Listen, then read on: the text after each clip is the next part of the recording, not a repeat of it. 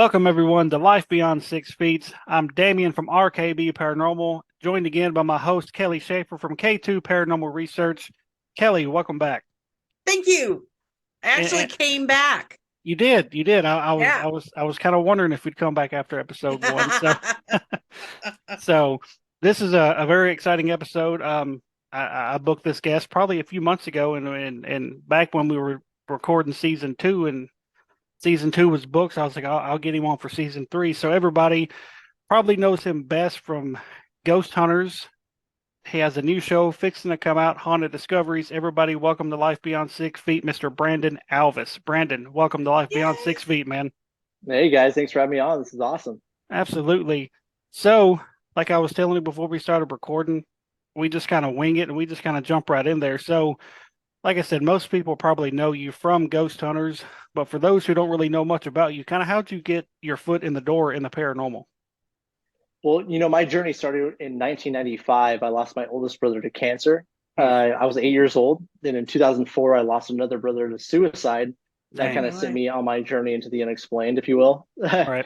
And so I was 17 years old when my second brother passed away. And that kind of just sent me off into this entire journey about the possibility of life after death. Never Right. had an experience per se, but after my second brother passed away, I just grabbed every book I can get my hands on when it came Hmm. to ghosts and hauntings, psychic phenomena, psychological phenomena, all kinds of stuff. And in 2006, I started the American Paranormal Research Association to solely investigate historical locations throughout the United States. And I've been doing that now, oh wow, 17 years. So it's been Wow. quite the journey for sure. Right. I know some really good researchers for you. Awesome. Always looking for good researchers, that's for sure. Always. Yeah, I think she's referencing herself, so she can hunt down anything within like 5 minutes. So it's crazy. Um, and kind of the way you kind of got your journey, that's an unfortunate way to get into it, but it does kind of pique the interest when something like that happens to a person, and you're always wondering what happens after. And so when you started this, I lost my train of thought.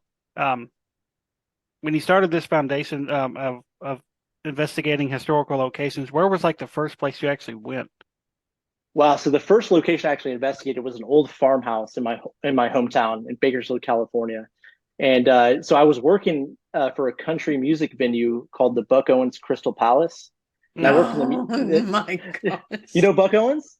Well, I lived in Petaluma for 20 years. Okay. All Yeah. right. So I worked with Buck Owens until he passed away, and I was there as a stagehand for many years. Was in the music industry, wanted to be a rock star, wanted to Right. play metal music and stuff. So I looked at an ad in the newspaper back in those days. Remember those days when they had Hmm. Right. newspapers, not Craigslist or any online ads. But I saw they wanted a stagehand at the Buck Owens Crystal Palace, and I started working there. And one of the guys I worked with said that they had this old abandoned farm property that had all this activity where there was a double murder and all this crazy stuff happens. Wow. And I was always interested because of the loss of my two brothers. And so I was like, I would love to check it out. So I went out there and investigated it. And that's kind of where it all started. I actually went out there because I was in the music industry. I had a condenser microphone and an entire recording setup to record guitars and drums and all this stuff. So Nice. to, And to that's me, how you were catching your EVPs?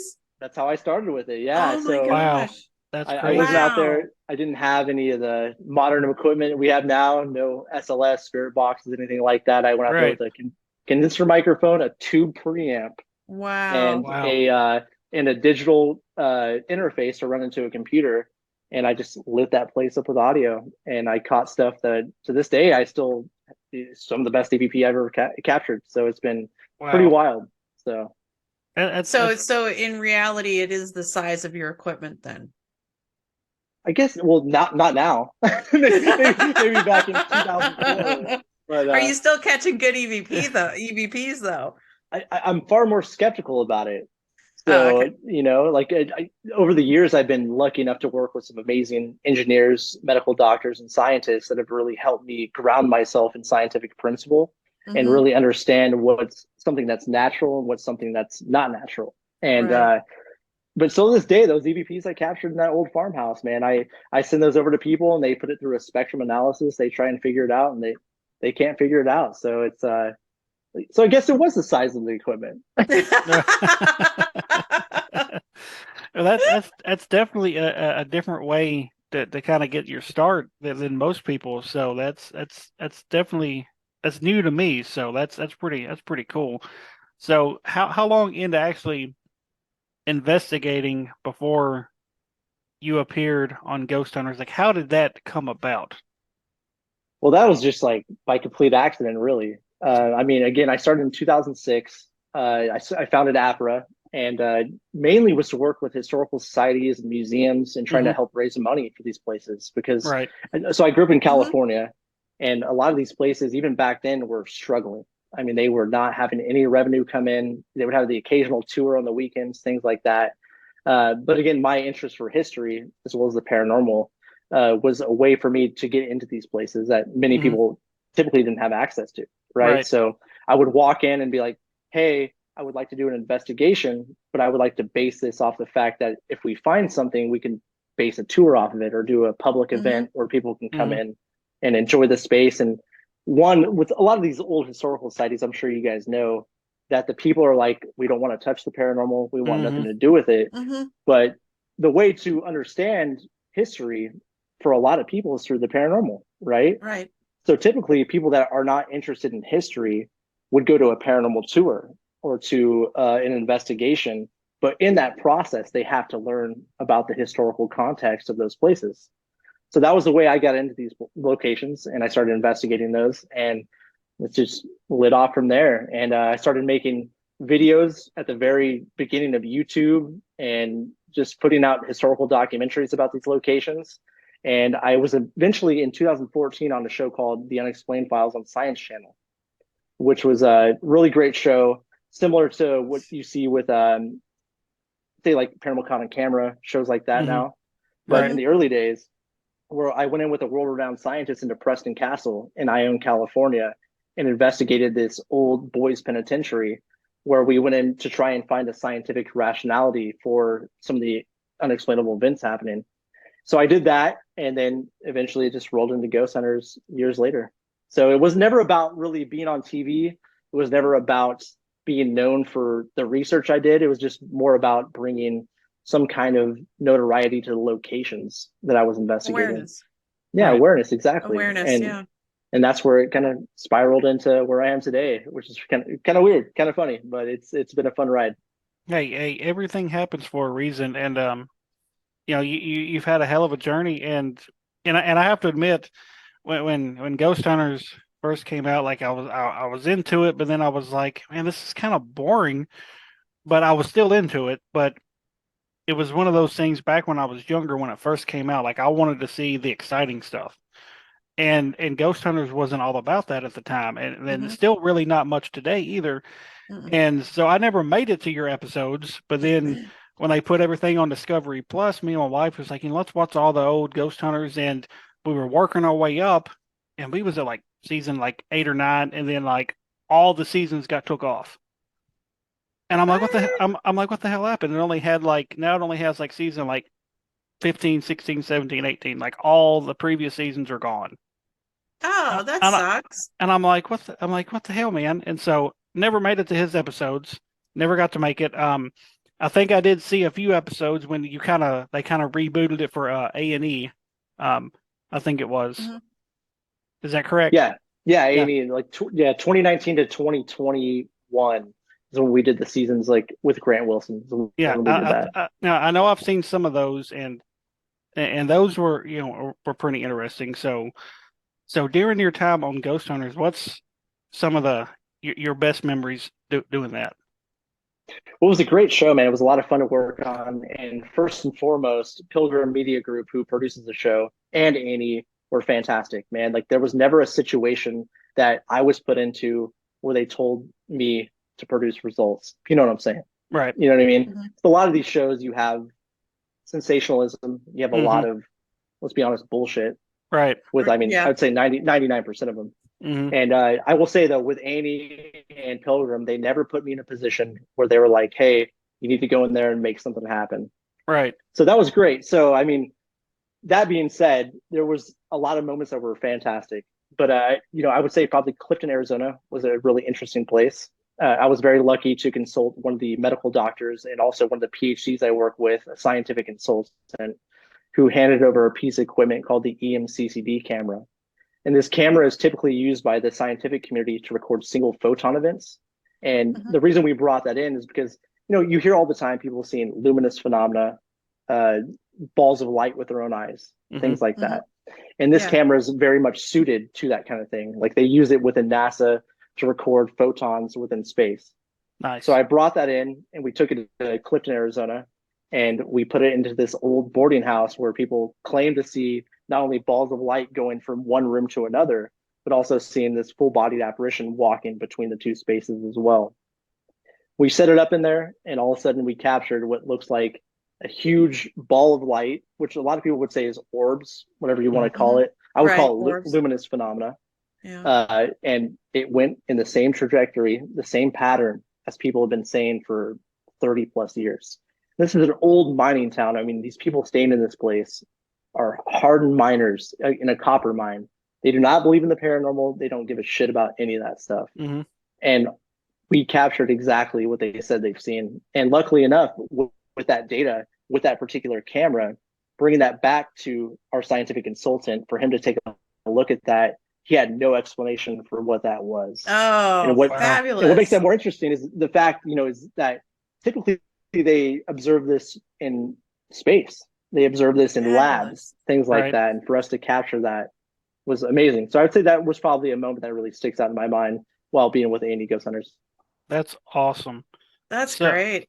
that is pretty wild. That'd be something amazing that not only witness, but to witness it in person. So Well, the thing that I'm thinking about too is you're using a piece of equipment that's not meant for the paranormal Exactly. And and right, making it right. work for the paranormal. It's like cat yeah, balls. Uh-huh. Who would have thought of cat yeah, balls for a motion sensor? Right. right, right. Well, I mean, look how he got started with music equipment. So, Yeah. he may be a trendsetter here, so I just follow the Bear Grylls ideology: adapt and overcome. Right? That's what he Yeah. says. So Adapt and overcome. all this stuff has led you down this path. Now, when did haunted discoveries become a thing? Like when did you have the idea for that? So that was actually a web show I did going back to 2010. Prior to, like I was talking about earlier, making these mini documentaries about these Hmm. historical locations. So that's where the idea initially started, and that's where it started airing in 2010 and 11 on a web series called Cold Cast TV. Hmm. So I started making these little films. Nothing crazy, I was a kid with a camera, just going Right. around filming the things I was doing, and it started airing on Coldcast TV, and now we're doing it on a larger scale, which has been great. So with this show, it's mainly focused on history and a Hmm. lot of the eyewitness testimony, what people have experienced, but also trying to implement hard science. And we've Right. been lucky enough to have my good friend, one of my best friends, Dr. Harry Clore. He's the first person in history to receive two PhDs simultaneously in any Wow. discipline. And he's been on the road with us trying to help us document what people perceive to be paranormal phenomena. So it's been So great. does he believe in paranormal? He Does would he call believe him, in the paranormal? well, I think he would call himself a natural skeptic, and that Hmm. terminology gets really mixed up a lot of times because there are people that call themselves skeptics that really aren't skeptics. They're just non-believers, right? Okay. So a skeptic is someone that wants to find proof that something exists. Most people that call themselves a skeptic are people that are just like, no, I don't believe it. I don't believe it. Hmm.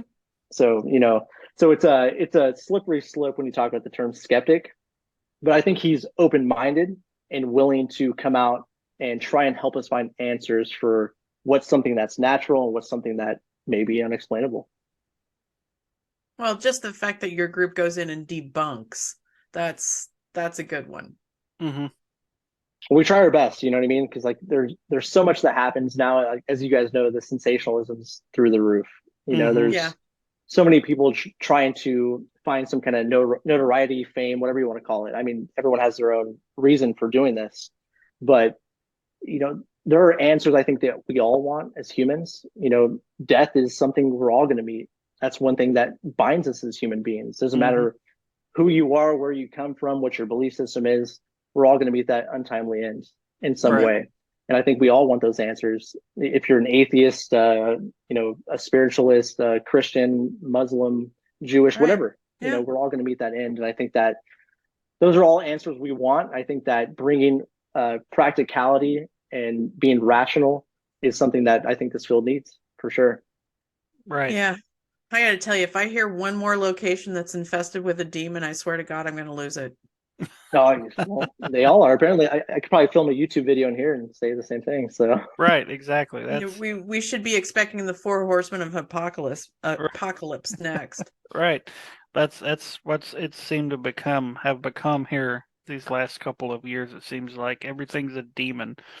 And I've been doing this, I wouldn't say professionally, but I've had my team for 3 years, and at one time have I encountered something I would consider demonic. So it's like it's just crazy.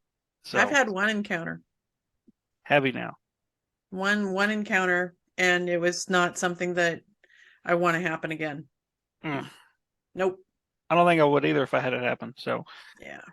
So now I know some of the places you've done for Haunted Discoveries, which hasn't officially aired any episodes yet. So I don't want to give away too much about stuff, but I know, like we was talking before we started recording, you've been to some of my favorite locations, Waverly Hills being one of them. Yep. So how did Waverly Hills treat you when you went there to film this episode? Well, what's great, we did that in Ghost Hunters as well, and Right. I've been very lucky to become very good friends with Tina and Charlie. Amazing people. I first met them in 2019. Unreal, man. Those two are just the most hardworking, dedicated, real people you will meet in this field. I mean, just unbelievable. That's what I keep hearing. I mean, just the grit of those two is just insane.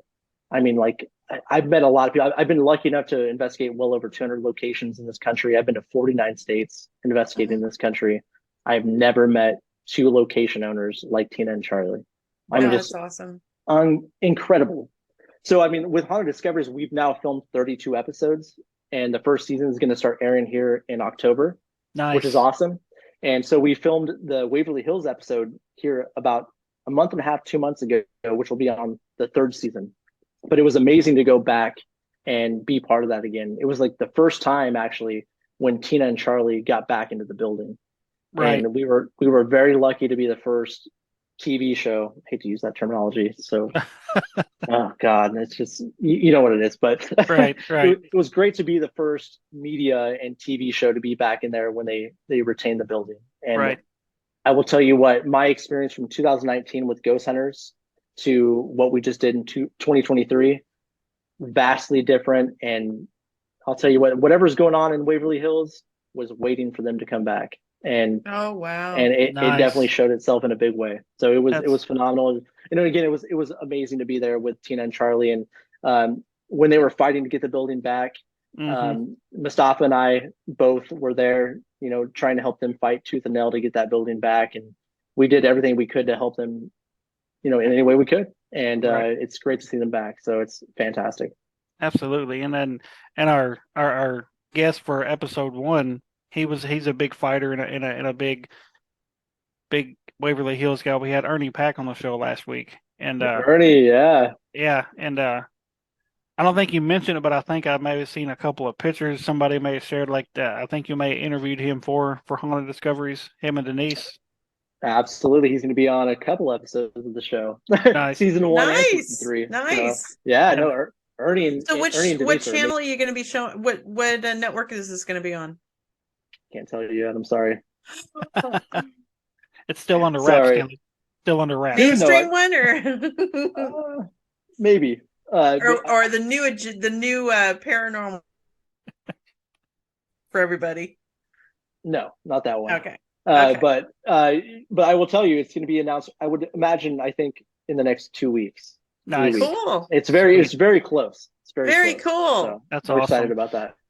And Now, do you still get excited about your new babies when they come out, or you're so jaded to this that it doesn't matter anymore? Well, with this new series, I directed it, I produced it, and I edited it. so I've seen it so many times that I just want other people to see it. Right. Right. And I just hope that we're doing good work. That's the Good. biggest thing, because I mean we put our blood, sweat, and tears to this project, and we've listened to everyone we know. We've been around amazing people like Ernie and Denise, Tina and Charlie, and I just hope people see it for what it is, and I hope people enjoy it, because I mean we're just trying to be ourselves.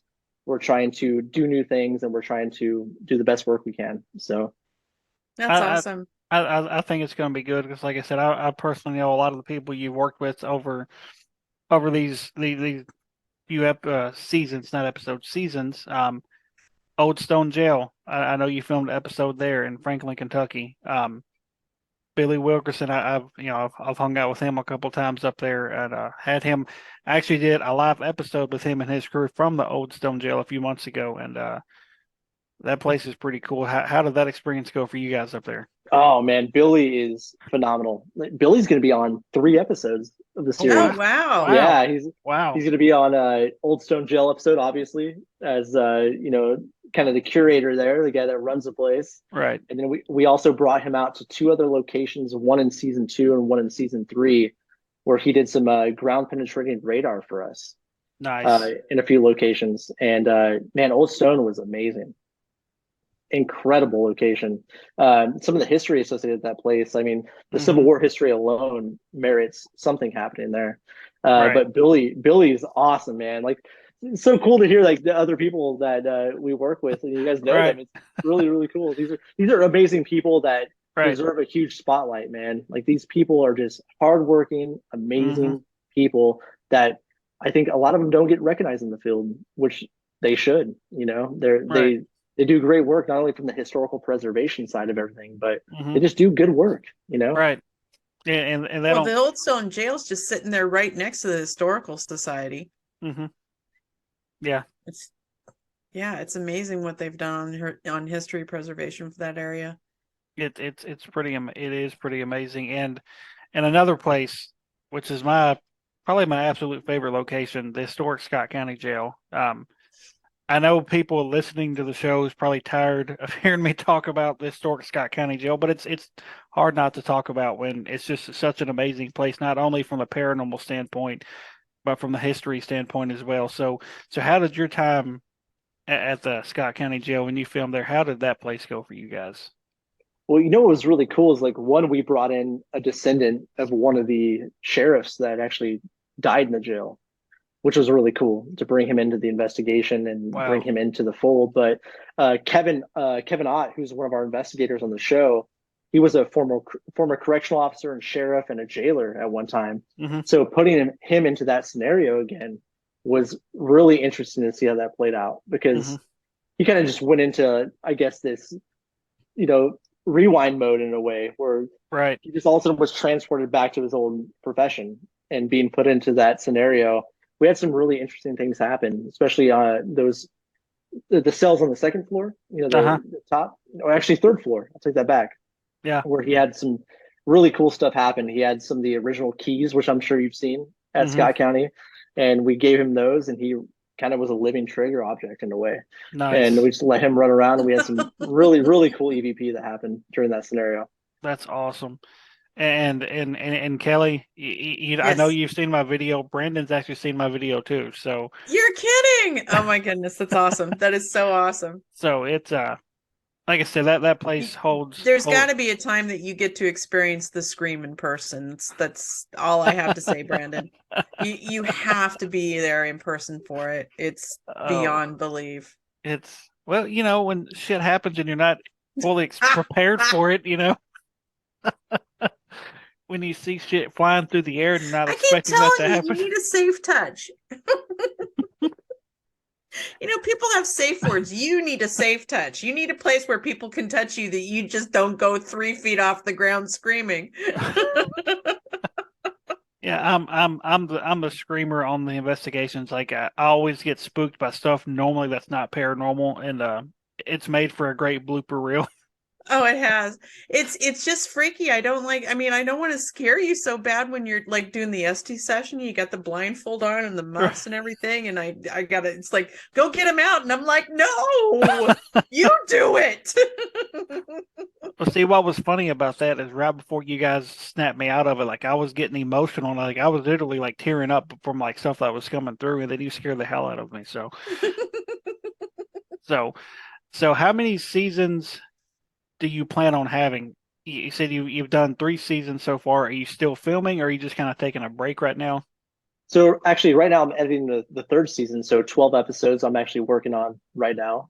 Oof, So the first two have been bought by a network, nice. one that shall not be named at the moment. But so season one will air in October, and we'll see what happens after the third. You know, could keep going. We'll see. That's very cool. Congratulations. It's very, very exciting, man. So now, when you go to these locations to film for stuff like this, how do you go about doing that? You just say, "Hey, I want to come film from a show," or how do you go about doing that? So we base everything we do off of the historical records, right? So instead of going to a place because it's rumored to be haunted per se, we try and do historical research and background work, find what we call the elements of a haunting. Hmm. So we base that specifically off of historical context to where we believe there's a specific event or multiple events that would lead to paranormal phenomena or what some would perceive to be paranormal phenomena. So it's not necessarily about the big, well-known locations. We have done some of those Hmm. within the show, but it's mainly about specific events that we think could lead to phenomena and could lead to what many call a haunting. Right. And And have you guys made a list of what those definitions are yet? Yeah, actually, Mustafa and I released a book called Elements of a Haunting, and yeah, we that was actually last year. It was published by Llewellyn Worldwide, and in Oh stores yeah, I everywhere. saw Yeah, that. yeah. Yeah. So that's something that it's research we've been conducting for about 17 years, and we believe that there are certain events that would lead to one location being more active than another. But again, we have no idea. No one knows. No one exactly knows what right. creates Well, paranormal eventually phenomena. we're gonna figure it out, That would be ideal, and that's right? hopefully the plan. And being lucky enough to have medical doctors and engineers and scientists that work with us, we're trying to push this field to more of a scientific discipline. Hmm. Right. Now, I just had something in my head and I went totally blank again. I've been blanking out a lot today, Kelly. I know. I Are you blended. no, you still working today? You worked today, didn't you? I did. I've been up since about 3:45 this morning. Yeah, So, it's because you haven't had a day off. That's the whole problem. but Me, I'm blanking out because I'm on a paranormal hangover. right. Now, while you're finishing editing up season 3 and you get that done, what do you have planned while you're releasing your season? You just gonna kind of hang out for a while, or you just gonna what's the plans right now? Continue the research, man. Always, keep chugging along, finding out what's exactly happening. Because I mean, once we go and film in a location, that could have been 6 months to a year ago. We're still trying to, put the pieces together and Right. figure it out. Because the whole plan is not to go to a location one time; it's to observe these locations for Hmm. years and try and figure out exactly what's happening. So that's always kind of been the goal for APRA and the goal for our research. So Hell once we yeah. have that together, it's hopefully to go back and figure it out and see exactly what data from other locations correlate with that, and to try and consult other professionals from technical industries and see exactly what we're dealing with. That's the goal. Hell yeah. Now, That's awesome. you mentioned a minute ago that you've been to 49 different states. What's the one state you haven't investigated in? I guess now I'm just curious. Yeah, Hawaii. me too. That was going to be my guess. Hawaii or Alaska was going to be my guess. Been to Alaska. We went to Alaska on Ghost Hunters, and we did a incredible case there. They sent us to Alaska in February. Great job. That was fun. Oh, Uh, lovely. Nice. Not only did they send us to Alaska, they sent us to one of the most remote places in Alaska where they filmed the TV show Gold Rush, Uh-huh. the Klondike. That's where they sent us in February. It was Brr. awesome. Of Oh, course, that's I'd probably love it. Ooh, if you like the cold, I negative love degrees, cold. oh, I don't then know you what should I'm go. doing in You Tennessee. No, wait, I do. would love it. Go check it out. I keep telling people I should go live in Nova Scotia. Oh, you can keep the cold, Kelly. I don't like it. Okay, I'll keep the cold. Now, you've been to all these amazing locations over the years. What would be like your top three favorite locations you've been to? Ooh, that's tough. Would definitely say probably RMS Queen Mary's up there. Nice. Not in any particular order, but I'll give you three locations. I would say RMS Queen Mary, Fort Stanton, New Mexico. Oh man, then the third one's gonna be tough. Probably McConaughey Estate in California as well. So I think two of those would be in California. Nice, nice. Now, is there any places you haven't investigated yet that you really want to? Oh yeah, I would say that the Tower of London is like probably Oh, that'd number be one on my awesome. list. That'd Yeah, be Oh wild. yeah. That'd that's be definitely wild. got the elements of a haunting. You know what I mean? We're talking hundreds and hundreds of years Mm-hmm. of just not only bad history, which I mean, we're not always looking for bad history, obviously, but I mean, it has that emotional aspect to it where you have families, ripped apart. You have Mhm. love, you have tragedy, you have everything there. I think the Tower of London would probably be one of those for sure. That would be cool. That would be cool as hell. Oh my goodness. Just yeah, that would be crazy. Just thinking about that is just wild. So, Just investigating in England would be wild.